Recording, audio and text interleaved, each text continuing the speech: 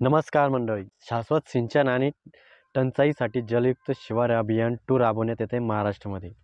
अलीकडच्या काळात काही वर्षात पिकांच्या ऐनवाढीच्या काळात पावसाची अनियमितता म्हणजे खंड मुळे टंचाई दृश्य परिस्थिती निर्माण होऊन त्याचा मोठा परिणाम कृषी क्षेत्रावर झाला आहे, असे आढळून आलेले. राज्यातील सर्वकष क्षेत्रातील मोठ्या व्याप्ती, हलक्या जमिनीच्या मोठ्या प्रमाण व मोठे जमीन खंडित पर्जन्यमान, कृषी क्षेत्रात वाढत जाणारी अनिश्चितता या बाबी विचारात घेऊन टंचाई दृश्य परिस्थितीवर मात करण्यासाठी जलयुक्त अभियान 2015 पासून 16 सन 2019 पर्यंत राबविण्यात आले. काही काळानंतर ही योजना बंद झाली. जलयुक्त शिवार अभियानामध्ये एकात्मिक पद्धतीने ग्रामस्थ, शेतकरी व सर्व संबंधित विभागाच्या सर्व शिवार फेरी किंवा नियोजनबंधरित कृती आराखडा तयार करून अंमलबजावणी करण्यात, यामुळे हा कार्यक्रम एक लोक चळवळ झाला होता.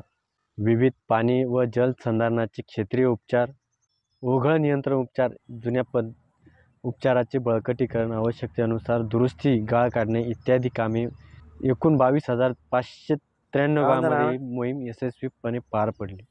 यामध्ये 6,32,896 कामे पूर्ण झाली. 20,544 गावे जलयुक्त स्वयंपूर्ण झाली.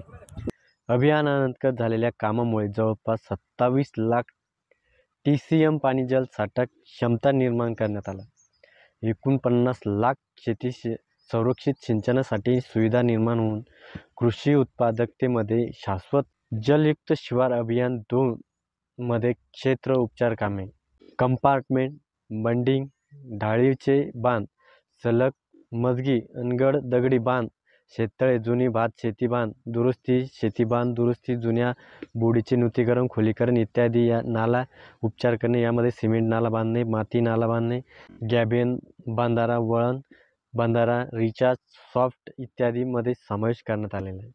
या योजनेमध्ये 56,000 गावांची निवड करण्यात आली असून प्रस्तावित कामांची एकूण संख्या 1,57,142 आहे. प्रस्तावित आराखड्याची प्रशासकीय मान्यता किंमत 44.12 कोटी इतकी. जलयुक्त शिवार अभियानाप्रमाणे जलयुक्त संधारण, पंतप्रधान कृषी सिंचन योजना, एकात्मिक बाल विकास अभियान कार्यक्रम, आदर्श गाव अशा अधिक योजना राबविण्यात.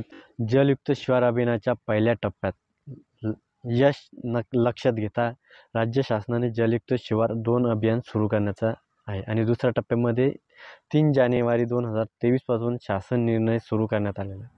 यामध्ये पाणलोट विकास कार्यक्रमाच्या विविध कार्यक्रमाचा आढावा यामध्ये घेण्यात येणार आहे. त्यामुळे जलयुक्त शिवार, जलयुक्त अभियान यामध्ये मोठ्या प्रमाणावर शेतकऱ्यांचा फायदा झालेला आहे. मात्र शेतकरी यापासून दुर्लक्ष करतात, कारण त्यांना पाण्याशी घेणे नाही, त्यांना पाणी कसं साठवायचं हेच समजलेले नाही आतापर्यंत. तुम्हाला जर समजलं असेल तर शेअर करा. तोपर्यंत जय हिंद, जय महाराष्ट्र.